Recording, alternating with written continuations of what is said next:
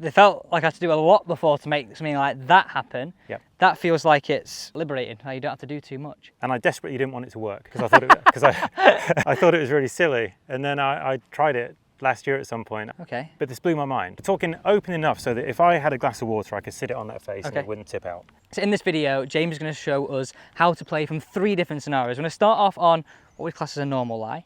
Then we're going to go plugged and then downhill. So the last 2 are probably the ones that you get when you're on the golf course and they send shivers down the back of your spine. And it might even send the shivers down back of my spine when you show me a normal technique here as well. Possibly. Right, talk to me. We've spent a bit of time together now. Yeah. And you know I'm in the habit of putting things back on you as a student. And that's exactly what I'm going to do here, because I think conceptually, a little bit with the chipping, people can get bunker play wrong before they even put a club in a hand, as in what they're trying to actually achieve. I want you to give me a very quick bunker lesson. I want you to give me a traditional bunker lesson. Okay. I want you to tell me how to play a bunker shot. Okay. Can I jump in here?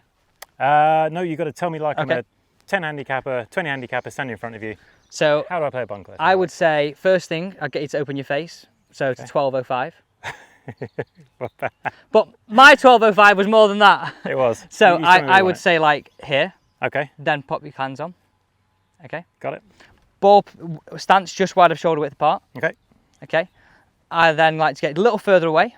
So allowing your hands to get a little lower. Yep. Digging the feet into the sand.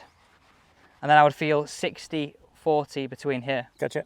Okay, and it's a little lower, with a little more weight left.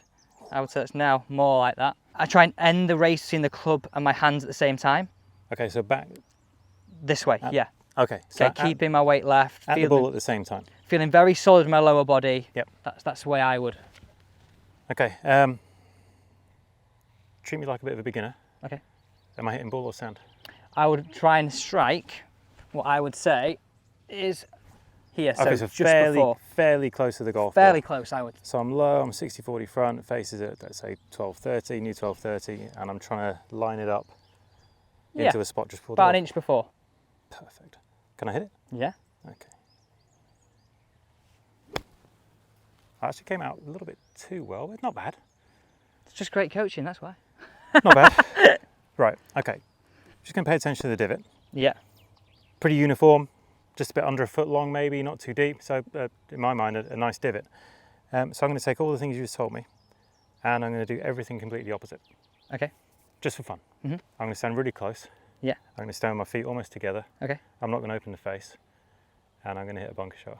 I'm probably very good. I'm not going to worry about lining the shaft up. Well, you just dispelled the theory. It's still moving. Oh. So, what does that tell you straight away? Well, it's all about how the club interacts with the sand. All about the interaction with the sand. And you see the divot, it's right next to the other one. It's pretty much the same, it's right? Almost identical. And I've achieved it in 2 completely different ways. So, right from the word go, bunker principles are all about interaction of the club with the sand. It's not necessarily about how you do it. Okay. I think people, again, work too hard in bunkers. Like, you don't need to do the things you need to do. That was a perfectly functional bunker shot. Yeah. Slightly lower, but much less work. Now, I'm not going to stand there and say, stand with your feet close together, stand really tall, stand with the face square, all that stuff. I just wanted to go to the other end to show you that everything that we preconceive as being correct maybe isn't necessary. Okay, it's all about the sand. So, what I want you to do, Alex, is focus on creating divots. Now, we are on a practice bunker. Yeah. You can ground your club. You can take practice swings. The YouTube police quite enjoy pointing out that you grounded your club in the sand in a bunker, but we're not on the golf course, there's no scorecard now, so you can do it. I would like you to come in. Okay. I would like you to tone down your setup a little bit. I don't think you probably need to be as low or as wide as you think. So somewhere like that? You probably don't need to dig your feet into the sand as much as you think. So just for reference point, I would probably stand like, that's how I'd hit a bunker shot. I want you to stand taller than that. Okay. So get closer as well. The red flag for me there was, and you'll see this, and make sure we get this on camera, you lowered yourself down with the face open, not significantly, and you'd actually created a little V shape here. And that's going to hit the sand, it's going to slow down a lot.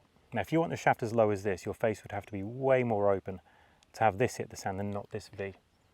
Okay, so I want you in a position where this is not significantly lower than that, because that will dig too much. I'm just thinking about my own game here with this. Is that why when I get in really thick sand, I struggle? No doubt. Okay. Club slows down way too much. Also, you wiggle your feet. Yeah. You're essentially putting your entire swing further underground, so your divot is deeper, and it's going to slow down even more. Oh. So you're not helping yourself. No, everything's making it hard, which again, everybody watching this right now, I'm interested if this is the lie on this one, is it going to change when we do this? But anyway, let's get this one first. So, Okay, so we're going to go club face 1230. I quite like that. Okay. Shaft doesn't need to be as low as you think. okay, There we go. Now, I want you to take a practice swing, and I want you to focus on your divot being, let's say, 8 to 10 inches long, just less than a foot, okay, fairly shallow, and directed at the target, not left of target. Okay, and again. All right, step into the ball. Repeat the divot. The focus is the divot. The focus is not the ball. It's not where the club first touches. It's the length and shape of divot.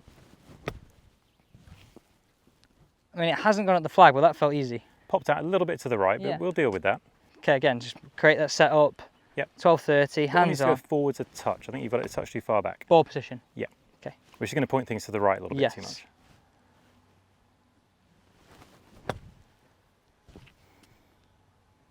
Okay, divot's a little bit deeper there, isn't it? Yes. Okay. Okay, one more of those. I'm going to show you how to play around with your divots and how it influences what happens.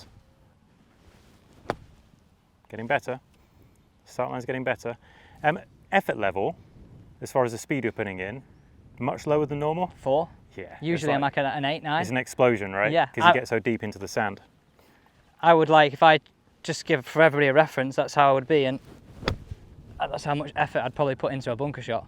Yeah, it's great for high and spinning. It's a lot of effort. A lot of jeopardy. See, the divot started to go a bit deeper. It started to point to the left, which takes speed off the golf ball. Hence, you have to hit it harder. Alex, could you show me a divot that points to the right? Points to the right. I want to draw a divot. Without moving my ball. You can move the ball back if you want to. I want you to hit a small draw for a bunker shot. I just want you to experience what happens when you start to shift your divot around. So an in-to-out divot, what would you expect to happen? Fat it. Well, the club would touch the sand earlier, Yeah. but it would be shallower. Okay. Definitely got the fatted bit. It was just a little bit deep. What would happen if you moved the divot to the left? I feel like I would get steeper into the back of the ball. Yeah, it would be steeper, divot would be deeper, but you would also hit closer to the top. golf ball. Yeah, yeah. So this, so like, Good. So you see, I'm basically shifting around your contact point in the sand by having you shift your swing direction around instead of me saying, right, try and hit the spot this far behind it. Now, if you're in very compact sand where you can't afford to hit far back, where do you think your divot should be pointing? well, left. Left, because you get closer to the golf ball, Yeah. pops out more easily. If your sand is very deep and very heavy, you want a shallower divot. Shift it straight, shift it slightly right, it makes a shallower divot. So bunkers for me, we can do 2 hours on technique, right? Yeah. But fundamentally, how you control the sand is going to control how the ball comes out. That's so interesting. So just to break that down there, I moved my ball forward on that last one. Yep. I moved it back on the previous one. Yep. Would you suggest leaving the ball position in the same place and just trying to feel you move right? Can do. Essentially, it will probably reduce the effects of what you're doing a little bit, but you can start to tweak things quite nicely by doing that. Okay, I enjoyed it forward, and I enjoyed that last one really nicely. Okay, so just all I'm looking for is, that's a bit deep, isn't it? There you go. That style divot.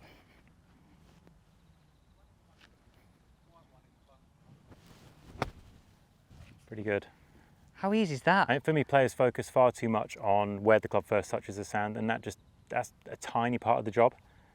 Where it goes through the ball, where it comes out again, that's more of a complete picture. And then where you start to point it, suddenly you can do what you want with the golf ball. Wow. Bunkers are fun. They can be really easy. Yeah, I mean, they felt like I had to do a lot before to make something like that happen. Yep. That feels like it's, again, I've used this word quite a lot, liberating. How you don't have to do too much. Yeah. So, if I got a plugged lie, Mm. let me try and do this based on what you've said. Yep. Should I move my ball forward? A steeper attack Steeper closer attack to ball. it would Yep. help. Yep. And would I also get a little further away? No, because that would counteract that. I would Well- say, would I get closer to it? If you wanted to use the heel more, because I said it's kind of detrimental for a stock shot, but if Yeah. you wanted that heel to get into the sand more, which from a plug lie is certainly an option, then further away and lower might assist you. Okay. So you're looking for a divot that points left, Yeah. and it's going to be quite deep because it needs to be. Yeah. And you can use the heel a bit more. Should we throw that recipe at it and see what happens? Yeah, I'm just questioning myself now. It's a practice ground. This is a place for exploration though, isn't it? This way you should experiment with this kind of I stuff. don't think people do this enough. No, That definitely we not. try and be so perfect rather than just trying different things and seeing what works. Yep. Okay, so I'm a little further away, hands are a little lower, balls forward and try to hit the same divot. Yep, so it's feeling. quite a severe left divot, I would say. Well, it came out all right. It's not bad, is it? No. It's not bad. And we've got a few different options for plug lies as well if you want to really get into them.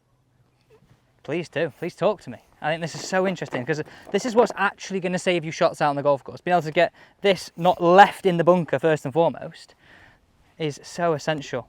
And then we're downhill. There's still one more after this. All right, so we're plugged. That's half a ball down, isn't it? It's enough to mess around with it. But it's not a fried egg. It's kind of difficult to get down a practice bunker. You need the ball coming in at proper speed to get it.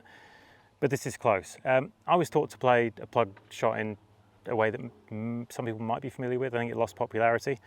Is to toe it in. That's how I was taught. Grip it really light. Yeah. Hit the sand. And almost like let go of it. Let it open, right? Which is feasible. For me, it comes out quite low, and it does tend to release out quite a lot. But it's not bad. I actually physically let go of that. It's fine. If I need more height, that's generally not going to work. So what I can do, plug it down, get it severely open, very, very low, and try and hit the sand with the heel. And it's kind of high tariff, high risk because we are using this end of the club quite a lot. And I'm sure anyone that's hit a lot of bunker shots, they start to see sand that goes across the face this way anyway. Yeah. You're already living dangerously. This is very, very risky. Swing has to go left. So we're going to use the heel down. I'm going to pick it up quite steep and hit down very hard. So the divot we're creating is going to be deep and left. Deep and left. And hopefully the heel's not going to get too involved with the golf ball. We'll try and pop it a little bit higher. Wow. I mean, how soft that's come out as a plug ball. And for a plug ball, that's pretty good. There's a couple of variations we can show, but I think that's kind of X-rated for most players, so we won't do it. I think we're done with this. There's one more. Let me show you one more. Now, I didn't invent this, and I desperately didn't want it to work because I thought it was really silly. And then I tried it last year at some point. I just suddenly recalled it and was like, we'll give it a go. It's another close face shot, but on this one, you don't actually let the club face open. You get it to go through the sand like this. So it creates a divot that looks more this way. It's like a pull. Okay. But this blew my mind. Okay. I don't practice it very often, so it could go horribly wrong, Okay. but we'll see what happens. And it tends to come out a little bit softer, so you actually are quite shallow. And you try and create a divot like this, and the club hits the sand this way. I've got it on high-speed camera, and it does go through it like this. It's a strange one. Like I said, I didn't want it to work, but it can do. Oh my God. Yeah. I only don't like it because I didn't invent it. Okay, let's go with the first one, shall we? We go the old school, close face, toe hits sand first, you almost let go of the club. Comes out, this tends to roll out a little bit more. Loads more speed, Alex.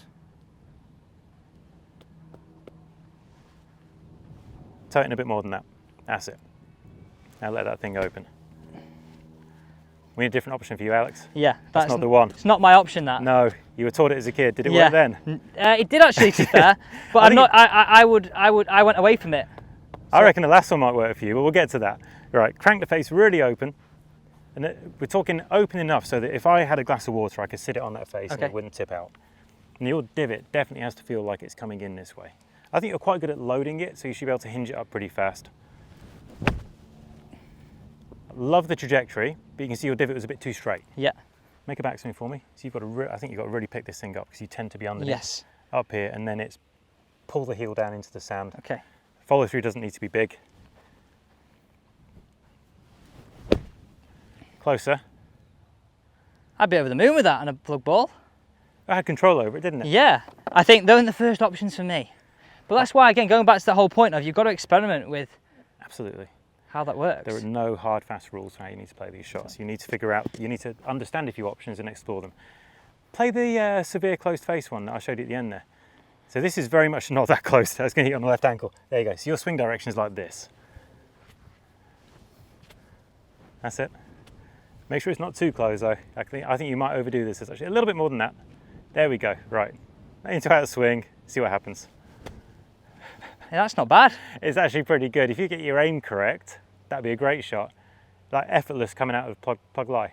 Again, you've got to maybe have a repertoire and read the lie and see which one works. Yep. Because there's no, like I said, there's no hard and fast rules. No, there isn't. So based on what we've said there, Yes. if we then went and got, let's just say, Bit of a downhill. yeah, like somewhere, let's say here. I mean, that's quite severe, but there's many chances where you've hit a good approach shot in, and or it might have just rolled in off the edge. Right, let's frame this. You can stay there. I think you can go at it first. I mean, that's barely going to stay still. It's so steep. Yeah, Let's say we're going to go out to that middle flag on the far side again. yeah. Thinking about divot direction, where would you think a good divot direction would be for this shot? For me, I would feel like left. For sure, it's a left divot. It has to be left divot because too straight, you're probably going to catch the sand too early. Too right, I'm going to hit so it. much higher. Yeah. To the right, and you're going to be Yeah, way you're gone. behind it. So it's a deep left divot is the intent. So you need to set yourself up and make a swing that's going to reflect or create that deep left divot. And just going back to the first shot, Yeah. are we still looking to create that sort of shallow divot like this, or is it going to be It's going a to lot feel deeper? It's than going to that? feel a lot deeper. Okay. Because there is no sand ahead of the golf ball, so it's actually hard to create enough depth. Beautiful. Whew. What was the instinct telling you over that? Because like, you wanted to hit that quite hard. Yeah, yeah, definitely. Like down slopes, ball speed always goes up. Ball below feet, if you're at that end of the bunker, ball speed goes up. Up slopes, ball speed drops. Ball above feet, ball speed drops. That's really interesting, just because I think as much of this is right now is technique, it's all about reading the lie and then going into that. Then So- making the best possible decision you can based upon the situation. So if I just summarise what I've learned there, I think everybody else in the same boat. Going back to our stock bunker shot, it's doing less is more, Yes?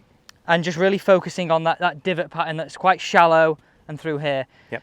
My experiment with that was having the ball slightly further forward. I had a lot more joy with that, but that might not be the same for everybody. Yep. So it's having the idea of what divot I want and experiment with it, ball slightly back, ball middle, and just seeing which one works best. Yeah.